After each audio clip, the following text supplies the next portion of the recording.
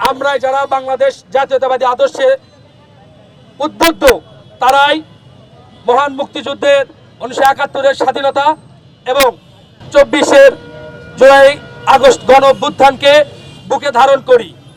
আর আমরা বাদে আর কোনো সংগঠনই এককভাবে মহান মুক্তিযুদ্ধ এবং জুলাই আগস্ট গণ অভ্যুত্থানকে ধারণ করে না।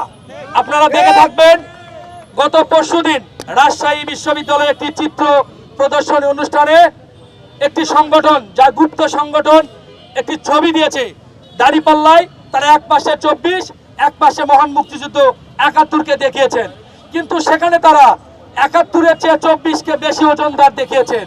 তার মানে তারা যে মহান মুক্তিযুদ্ধে যে অপকর্ম করেছিল সেইটা ঢাকার জন্যই তারা শুধু 24-কে সামনে এনে 24-এর সাথে মহান মুক্তিযুদ্ধকে দাঁড় করানো একটা পায়তারা করে। কিন্তু এই বাংলার মাটিতে কোনোদিনই কোনো ফ্যাসিস্ট, কোনো অপকর্মকারী, কোনো আলবদর আলসাম শিবিরদের স্থান এই বাংলার মাটিতে হবে না ইনশাআল্লাহ। আমার নেতা জনাব তারেক রহমান প্রথম থেকেই বলে আসে বাংলাদেশ ফার্স্ট।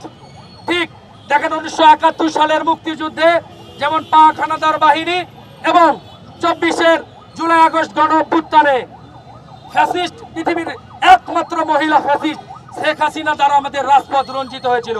আপনাদের বলতে চাই, প্রিয় কবি আল মাহমুদের একটি কথা বলতে চাই। সেখানে তিনি বলেছিলেন, আমাদের দেহ ক্ষত বিক্ষত, আমাদের রক্তে সবুজ হয়ে উঠেছিল মুতার প্রান্ত।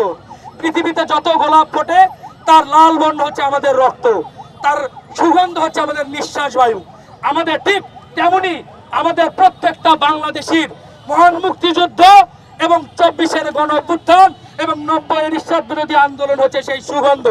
এবং আমাদের মাঝে যে মহান মুক্তিযুদ্ধে যে 30 লক্ষ শহীদ হয়েছিলেন এবং 2 লক্ষ মা বোনের ইজ্জত হরণ হয়েছিল এবং 24-এর গণ অভ্যুত্থানে যে হাজার হাজার নেতাকর্মীকে গুলি করে হত্যা করা হয়েছে, সেই রক্তই হচ্ছে সেই গোলাপের লাল বর্ণ। এবং আমরা 71-কে যেভাবে ধারণ করি 24-কেও সেভাবে ধারণ করব।